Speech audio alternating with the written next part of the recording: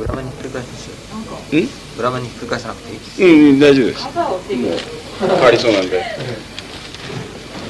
Alright, getting back, we were talking about old David Bowie there. Who else? And anyway, like I see him as like a person that probably a lot of you guys will look up to. Just to keep constant track of what he's doing. You agreed somewhat. I think to a certain degree. I know people who totally worship him and have totally come through everything that he's done. I think it's doing it again. No, it's not doing it again. He has never been one of my great influences. I mean, he's there. I respect him and I've loved some of his records. But it's that's why there are so many artists, because music is a very personal thing, and what switches me on is not going to switch you on. I'd much rather listen to I don't know, the people I've said. He once said that all the guys in Duran Duran had no greater aspiration than to be like Brian Ferry. Bowie's often is likened to Ferry as well for starting off the whole thing. But again, he doesn't mean much either. No, I mean, oddly enough, I was very into Kate Bush, and she influenced me a lot in the beginning. What was it about Kate Bush? I don't know. She was the first album artist that I got into when I finally started buying albums, and suddenly, with the depth of an album, I just went from one extreme to the other, from never being into one person to totally into her. I bought everything I could lay my hands on. And then it just progressed from there. I bought more albums. I love the Avalon album, which was the first Roxy Music album I bought. I'm sure if I listened to others, I'd probably get into them. It's just a case of that I was never able to, because you just didn't afford it. You said the family was poor. What was your father doing for a living, just out of curiosity? He's a miner. A miner? In what part of England? In the north of England, near Manchester. I had two brothers and a sister, and it was a low salary, and we had a council house. And what are those brothers and sister doing now? Two brothers are a miner, and my sister is a receptionist at a recording studio. And have you never had occasion to run into the sister on the job then? I've never had the case to what? To run into your sister working? Yeah, I recorded a lot of my album at the same studio. Is that right? Yeah, so it was great. And the parents are still in good health? They're up in North still. What do they think of your success? They're very proud and stars in the town. Are you supporting them now? No. Is that right? They live up there and I live in London. But it's not really a matter of that complete poverty, huh? For them, I mean, it was never complete poverty. It was just very working class. Very working class. Well, it must be quite a change to you now, though. I mean, do you find any trouble adjusting to your lifestyle now? No, because you adjust gradually.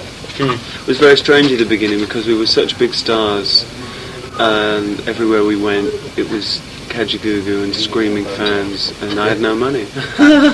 Is that right? And yeah, it was strange. And of course, the royalties come through, and you buy nicer clothes, and you adapt gradually. Let's see if I can get back into the flow of this thing here. The girls in all the videos were all very sort of cute or glamorous. Videos. These were picked out by what? The manager or the director of the video, or is this just the director, really? Not really a reflection of your own personal. It was just no. I mean, I liked it. They did the last video was very serious, and I love the Bond films. They're trashy, glamorous, and very funny, and so I didn't mind. I love glamour, and I love the way we did, especially the Utabia video. I wasn't too happy with the Too Shy video. What's that? Just wasn't.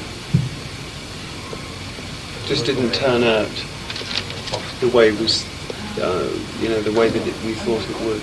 The Utabia was the one with the cartoons drawn in? No, that was Hang On Now. Oh, that was Hang On Now. I see. And what about your own video? Is that completed for the single? Well, Only for Love You've not seen that one? No, I have. Oh, it's been done ages. I mean, it's been out. Is that right? Yeah, it was out in England 6 months ago. The exposure hasn't been very... Well, there will be clips, I'm sure, after the festival especially. I didn't want to look depressed. I mean, there'd been such a big thing about me being thrown out of the group, and I wanted to look like I was happy. So I said to the director, put some humour in the video, and we got this great actor, Danny Peacock, who was very funny, and we came up with a funny script, and I just did a nice tongue-in-cheek type humorous video. With your love of the theater and drama and all, I would imagine you insist on having quite a bit of say in the making of the video. Or is that not the case? Funnily enough, it wasn't. Oh, really? The director showed me the storyboard, and I suggested a couple of things, and I liked it, and we shot it. I guess if I wasn't happy with it, I would have said something. You tend to like the flamboyant... I must tell you, when I leave Japan, I'm going on to Australia to shoot a video with the reputed Russell Mulcahy. Oh, who's that? Oh my God! Excuse me. He shot the Duran videos, Rio, Hungry Like the Wolf. He shot the Elton John video, I'm Still Standing. Oh. The very famous Vienna video, Vienna by Ultravox. He did Bonnie Tyler's Total Eclipse of the Heart. Total Eclipse of the Heart. He's done so many. I think the Elton John ones were the best. That almost got a prize there, as I recall. Well, and also, I think the Rio video, or Hungry Like the Wolf, he is the best, and it's very hard to get hold of. Oh, is that right? My new manager is a good contact of his, and it's been arranged, and I think that's going to be really something I'm looking forward to. Why Australia? Because I'm going there anyway, and that's where he's based. Oh, is that right? Did he, out of curiosity, did Bowie's Let's Dance? I don't know. That was done in Australia. I don't know. Oh. He probably did. Are you just leaving up the whole production to him, story and all? Or? Well, he's going to hear the songs and come up with some suggestions, and I'm sure I'll love them. You don't have any idea what it's going to be like, though? Well, we haven't decided on the single yet. Oh, I see. There's a possible song called I Was a Fool, and it's a very dramatic love song, the breakup of a love affair, and the guy regretting it. And the way the song started in my head was I pictured a very dramatic love scene ending where the guy wakes up in bed and she's gone in the middle of the night and left a note, or just gone. And the lyric is he goes, I open my eyes to find that you're not there, and quickly arise. And then he's saying to himself, yes, I was led to believe we had a love affair. Did you have to see? And I'm sure if that is the single, there will be a scene like that, because I mean it would be perfect. The lyric, the guy wakes up, I open my eyes, But on the other hand, I guess it could go totally the other way, depending how Russell would see it. You seem to dwell a lot on love in the songs there, but a busy man like yourself, I don't imagine you have much time for stuff like off-stage romances. Oh, love is a great thing, and when it comes, it's very powerful. I think love is the closest thing to God. It's very spiritual because it's the only thing that can move you like nothing else. Real love. And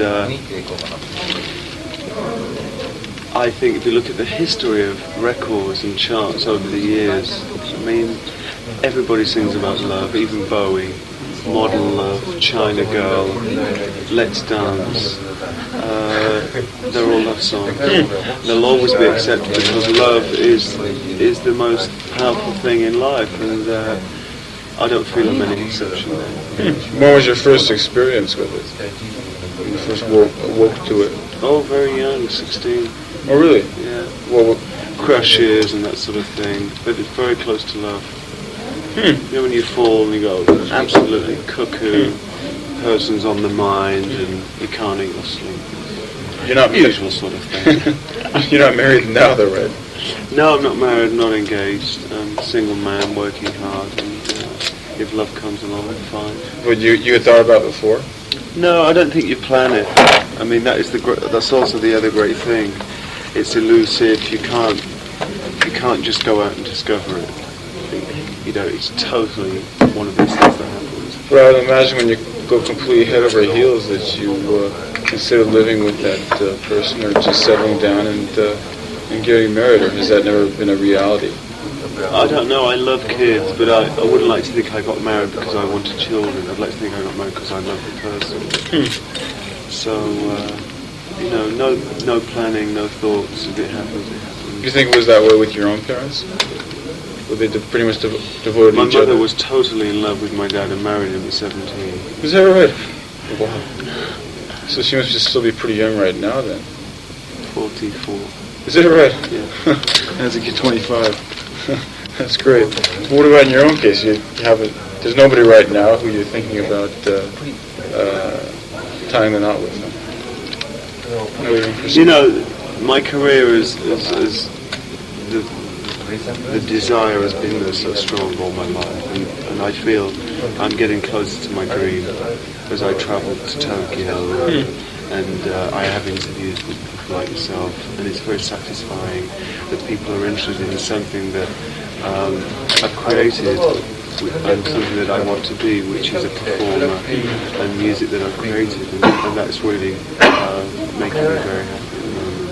If love happens along the way, I guess it'll be a nice bonus. But for the time being, it is secondary. I think so, and even when it happens, it can be a great strain on, of course, any relationship. It doesn't have to be. You don't have to be a pop rock musician. You could be in any job that involves a lot of traveling. But realistically speaking, you're away from your parents and your brothers and sister, and you're not living with anybody. I mean, isn't it very lonely to be where you are? I live with my sister. Oh, you do live with your sister? And we have a lot of friends. Oh. You know, I don't feel lonely. I mean, my day, there are never enough hours in the day, usually, especially back at home. Do you ever think you could live alone, though? I wouldn't like to. Oh, really? The great thing about life is, you know, it's people. That's what life's all about. You like to feel. I'm one of those people who like to be around people. I mean, people always get times when they want to be alone, but more than anything, I think I like to be with people. You sound like you're very satisfied with the way things are going. Have there been any hardships that have accompanied the fame? No. Not at all. No. I mean, you always get the times when you don't want to be bothered. I just stick a hat on and glasses, and I don't get what people want to do. I just do some shopping. But for the most part, I enjoy it. That's what I want to, and I like it. That's the worst part, though, just being recognized. I wouldn't say it was the worst part. I enjoy it. But there are times when I just don't want to be bothered because, you know, for example, if I go to Brent Shopping Centre near my home, I wouldn't get my shopping done if I went in as a mall. I would end up just doing like a personal appearance and signing autographs. So it's just a case of adapting to the situation. Well, how do you remedy that? As I said, I have this hat. This is a totally stupid hat, like a woolly hat. I just put it over and glasses, and you wouldn't know me from Adam. You must look like a burglar. I actually look quite stupid in it, I must admit. But it does get the shopping done. That's right. Anything to get the shopping done. What basically keeps you going? Is it, you say, pursuing this dream then? What would be the ultimate? If there is an ultimate. I don't know. I mean, when I do the festival, that will also be another dream realised, because to play in front of a 10,000 live audience and to be televised to millions and to have a whole orchestra, I wonder how I'm going to feel after it. I'm just going to want more. But what festival are you talking about? I'm doing the Tokyo Music Festival. Oh, the Tokyo Music, yeah, that's right. And I'm sure that I'm going to want that more. But I always wonder how someone like Bowie must feel, who has done his last tour, the big world tour, the big one for him, where it was like tens of thousands at every city, and you can't really get much bigger than that. I wonder where you go from there. He's doing the new Bond movie, I believe. Oh, is that right? I believe he's acting in that. So I don't know. Things seem to turn up, I suppose, and a few holidays and a bit of time alone, and you just want to get back out there. Don't you think a person like that can become a caricature of themselves, though? Become so big and bombastic that they become sort of a glitzy. I just wonder, as I say, and I won't know until I reach it if I ever do, how one would feel. I guess if you did it and you thought, well, that's it, you maybe would give up, I suppose. But people seem to keep going because, like Bette Davis has done like millions of movies and she's an acclaimed actress and won all the awards, but she still acts. She loves it. And you do it because you enjoy it. Do you think you have much of a chance in this Tokyo Music Festival? They tell me I do. Do you know who you're up against? Laura Branigan's sort of other big international star. I think Only for Love is a strong song, and I think it's going to sound good with an orchestra, and I've had a good musical director do an arrangement. The song's already in the charts here, and it's doing quite well, and I guess that's in its favour. So, I'm hopeful. Why did you decide to do the Tokyo Music Festival? It was suggested to me by Toshiba EMI. They told me all about it, and they said it was very much really a solo thing, a solo performance, rather than a group, and I thought it would be better for me rather than Kajagoogoo. And it's something that I guess I would want to do more of. So I said, great, it sounds great. Since coming to Japan, what have you noticed here? Is there anything caught you off guard that you considered unusual, stranger than you had expected? Well, it's a totally different world. I mean, in terms of, all the people have strange eyes. They're very happy people. They seem very happy. And Seem very happy. They seem very happy people. Why do you get that idea? They just seem, I don't know, they just seem very happy and very jolly, very content with life. It's nice to see, not frustrated and I mean, in capitals around the world it can be deceiving because once you get out in the suburbs you can get a real taste of the country, and in international cities where all the big offices and big record companies and whatever, it can appear to be the same, but there's definitely here a very different lifestyle. Food is very different, people look very different. I think they have a different culture, very different culture. Did you know anything about Japan before coming here? No, I'd liked some Japanese music. I got into Ikudo very much. And Yellow Magic Orchestra. I love some of those. I knew it was a happening place. I mean, Christ, they make all the stereos here, all the cars, all the cameras. And I've heard great things about it. And, this is my first day working. And, I feel very comfortable. I'm happy to be out of the studio. I mean, I've been in there for 6 solid weeks, 14 hours a day, and this is my 3rd day out. Is that right? So it's a kind of relief to be out and know that it's done and know that things are progressing. Oh, still the work schedule continues. It was a straight 6 weeks in the studio. Now that you're here, it's going to be straight work as well.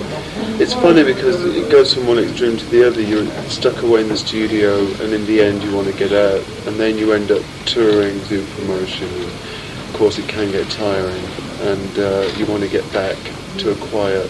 I remember when I first got in the studio, I was thinking, oh, this is lovely, just to be here, tucked away and not hassled. And you see, so it's rough and smooth. When does the actual vacation first start, though? Real vacation? I won't take a vacation now, probably. I mean, with my new manager, who's very much international, he was the manager of Rod Stewart for 13 years, Billy Gaff. There's Tokyo, Australia, back to England. I've also been very successful in Europe with Only for Love. And I was known, of course, with the group. The first solo record did extremely well, actually sold 500,000 records. Is that right? And in Germany, I've been very successful. The record is #1 in Austria, top 10 in Switzerland and Portugal. So when I get back, after Australia, it's England and Europe again. And then, for the first time, it's a real go at America because of the new management. So, vacation seems to be not on the horizon. It doesn't bother you though? No, I think there'll be time for holidays later. I want to get this done. If you could have a vacation, like say in the next few days, what would you do? I think I'd like to ski again. I like skiing. Oh really? Well, I guess the north of England you get a lot of snow. Switzerland. Oh, you like to? It's only an hour away. And it's wonderful. And that's your greatest desire for the time being? No, it's not in terms of leisure activities. I say skiing, but again, I love lying on beaches, sunny. Just, but at the moment, I do want to work. I'm happy working. Is there anything you want to do other than, say, a solo career? Is there anybody you'd like to work with? At the moment, no. I mean, often it just turns up. You get an offer, or you're asked to do something, you hadn't thought about it, and when it arrives, you think, oh. So nothing's happened, but I mean, if it does, I'd probably do it. Have you gotten any offers from any other musicians? No, John Jellybean, the guy, have you heard of Jellybean? He's a famous New York DJ who started in the clubs. And he started re-editing 12-inch singles, making them fabulous. Scratch type thing and editing, so you put bits together to make a 20-minute version instead of a 12.